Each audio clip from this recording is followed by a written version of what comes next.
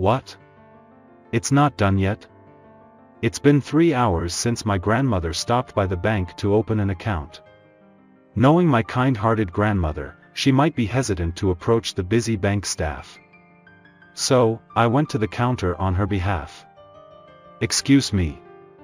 Yes? The bank clerk turned around with a smile, but his attitude changed as soon as he saw me and my grandmother. Oh, it's you guys. You're persistent. Poor people have to wait. He laughed at us as if he was mocking us. I sighed deeply in frustration. If the bank clerk is going to be like that, there's nothing we can do. That's enough. I'll withdraw the remaining balance of $29 million and close the account. What? He underestimated us and was about to meet a miserable end. My name is Jose Gonzalez. Good morning, Jose. Good morning. I moved for work and am now staying at my grandparents' house. My grandparents are kind and support everything I do, which makes me really happy. While brushing my teeth, I noticed some documents on the table. Huh. I reached for one of the documents. It was related to banking. What's this, Grandma? That? I wanted to open a new account. I see. I picked up a few other documents, but they were all from suspicious or distant places. I was worried, so I recommended a certain bank to my grandmother. What about the bank I've always been using? I think it's safe there, they're polite, and I think it's okay. I look up the bank's website on my smartphone and show it to my grandmother. If Jose is in there, I feel safe. I'll go there today. Grandma, I'm worried if you go alone. Should I go with you? No, it's okay. I can't bother Jose. Saying that, my grandmother packed her things and went to the bank I told her about. Although my grandmother said so, there was one thing that worried me. It was because I was worried about my grandmother. The story goes back a few years. It was when I was out for work. Hello, it's me. Oh, Jose? What's up? Yes, this is Jose. I just bumped into an old lady on the street and injured her. So, she's asking me for medical expenses. How much do you need? It seems to be about $10,000. On her way to the bank, being instructed by someone who claimed to be me, my grandmother apparently met my grandfather. And my grandfather, who had doubts, contacted me. Oh, Grandpa. Yeah. What? That's not me. Yeah, say this to Grandma for me. Thanks to my grandfather, we were able to avoid the scam, but at that time we were very worried. Not only that day but also my grandmother is a so-called good person or vague person who easily believes in people, and I was very worried. Grandma, are you really okay? While worrying about it, I went off to work. Amidst my worries, my grandmother visited the bank counter. Welcome. My name is Davis. What can I do for you today? Well, I want to open a new account and deposit $100. My grandmother seemed to have talked to a bank clerk named Davis like that, but he looked at her with a puzzled face. Although my grandmother called out several times, she was only ignored. Yes. Oh no, not you again. Davis seemed to have looked at her and laughed through his nose. I want to open a bank account. Poor people are put on the back. My grandmother was treated with a condescending attitude by Davis. My grandmother spoke to Davis, who had spoken to her first, several times, but she was always dismissed and had to wait for the procedures of the wealthy people to be completed first. She went to the counter many times, but she was mostly ignored and seemed to have been made to wait for 3 hours. That old lady is annoying. Poor people should go home quickly. Davis seemed to have been annoyed with my grandmother many times. Is it not ready yet? Well, yes, it seems to take a while. Is that so? My grandmother is kind, so no matter what she is told, she thinks it's her fault and she kept talking to the counter when it didn't seem busy. Grandma, I wonder if she's okay. During work, I was worried about my grandmother and called home just in case.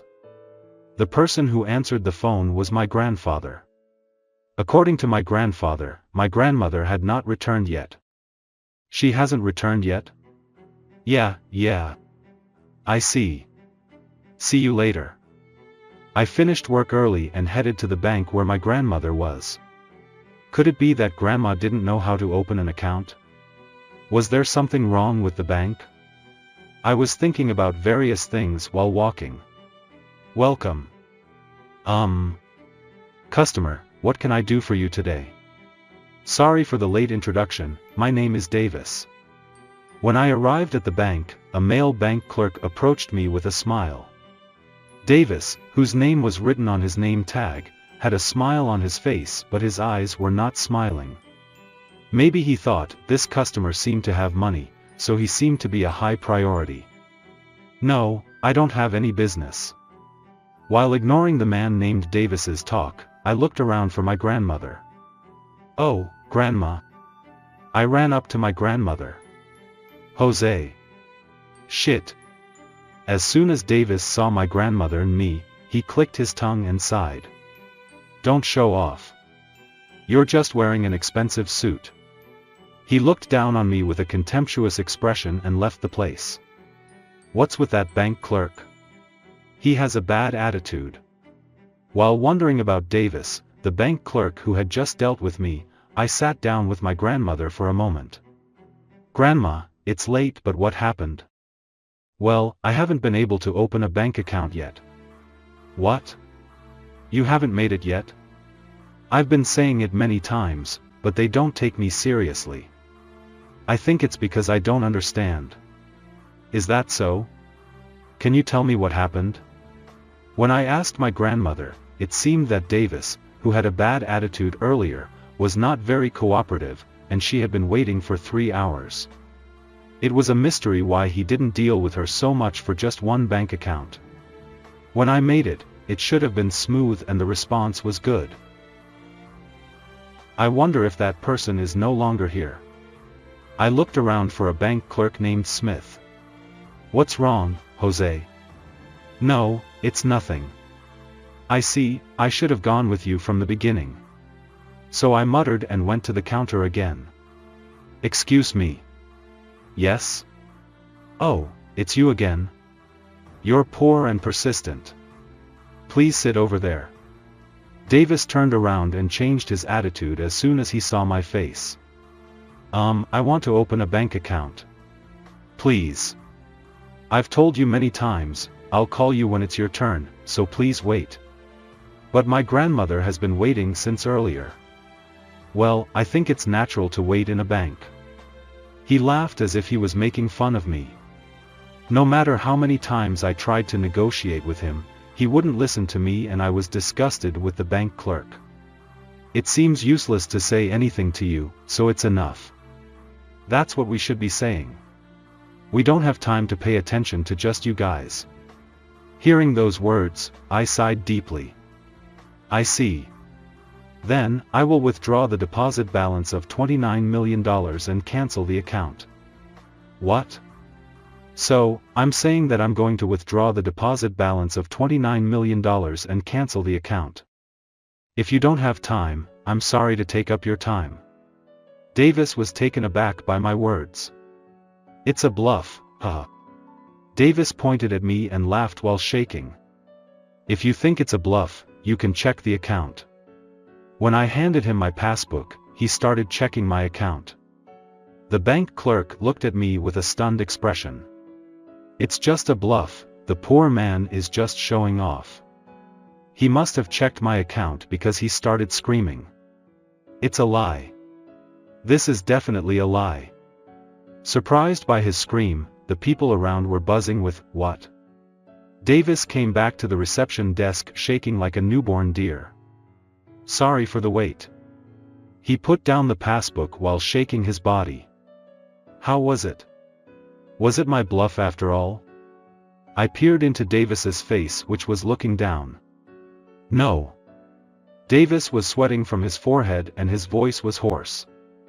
The branch manager, Mr. Smith, appeared from the back, probably hearing Davis's commotion earlier. What happened? Oh, this is Mr. Gonzalez, hello. Hello, branch manager, Mr. Smith. Did Davis make a blunder by any chance? Smith asked me in a flustered manner. I explained to branch manager Smith that the bank clerk named Davis had kept my grandmother waiting for 3 hours and that he was changing his attitude depending on whether people were rich or not. Davis turned pale and looked down with his hands clenched tightly. The branch manager glared at the male bank clerk after hearing my story. Davis, what do you mean? I don't remember telling you to treat customers like that.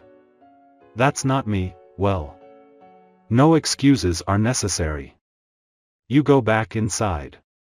Mr. Gonzalez will be handled by me. The once arrogant Davis shrank his body and grumbled a little before leaving the scene slowly. I apologize for showing you such an unsightly scene. No, it's not your fault, Mr. Smith. I owe you a lot from the past. This goes back to a story from a few years ago. I was working as a regular corporate employee, but I didn't feel fulfilled.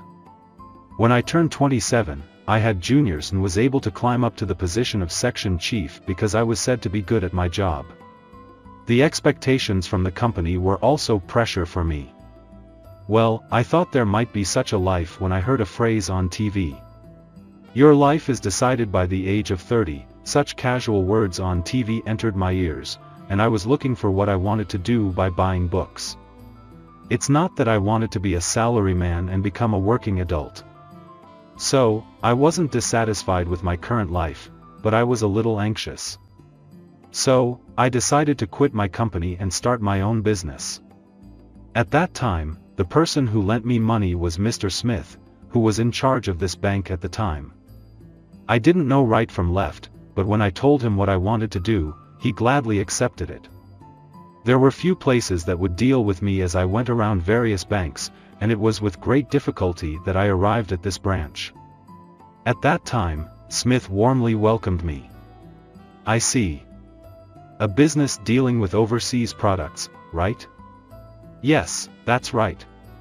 I sweated a little and gulped down my saliva.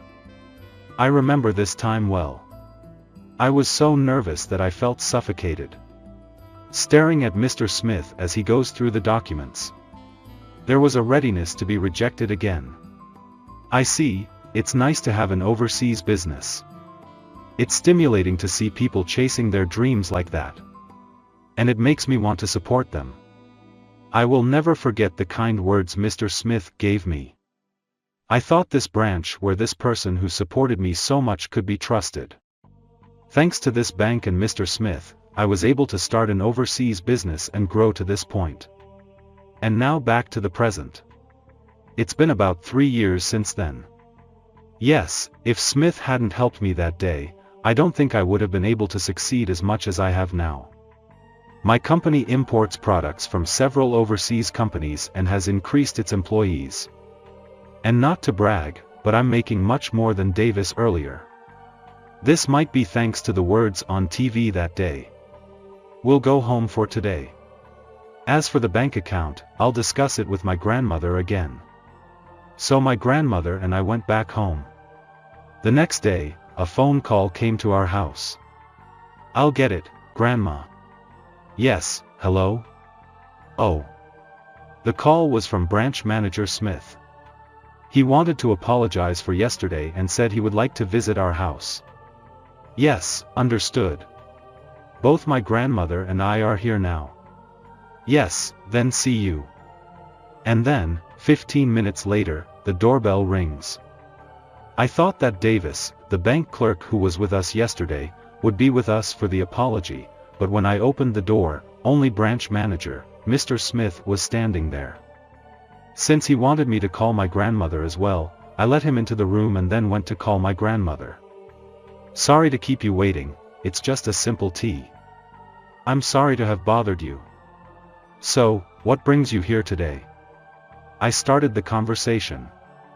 Actually, Mr. Smith started talking and the atmosphere became a little heavy. "We apologize for our mistake." Smith apologized with all his heart. "Mr. Smith." When I said that, he slowly raised his head with an apologetic look. According to the branch manager, Davis, the bank clerk who served us the other day, was fired. It seems that he was putting off customers who looked poor. He was improving his performance by dealing only with customers who looked rich, but there were many bad reviews on SNS and other places about this issue. The problem had come up several times in morning meetings and other meetings, but because it was anonymous, it was not possible to determine who was responsible and no action could be taken. At that time, branch manager Mr. Smith saw me and Davis arguing and reported the problem to his superiors. And because he had caused considerable damage to the company, he was fired as of yesterday. "We apologize for causing you great inconvenience due to our failure. We are sorry for making you feel uncomfortable." Then, my grandmother patted branch manager Smith on the shoulder. "Branch manager. Thank you for coming all this way. I was talking with Jose yesterday and we decided that we can trust your bank after all. That person probably had his own circumstances too, so I don't mind." Hearing my grandmother's words, branch manager, Mr. Smith had tears in his eyes. "I'll go with her too, so can we ask for account procedures again?" "Yes, gladly. Thank you." After that, I accompanied my grandmother and successfully opened a bank account. Thanks to the branch manager, I felt relieved even though there were various things going on. I had some bad feelings, but I realized here how important it is to have relationships with people. I'm living a normal life with my grandparents again. Grandma, Grandpa, I'm off. Yes, take care. I'm happy that my grandparents are still smiling as usual. I decided to build a trustworthy relationship not by judging people by their money but by getting along well.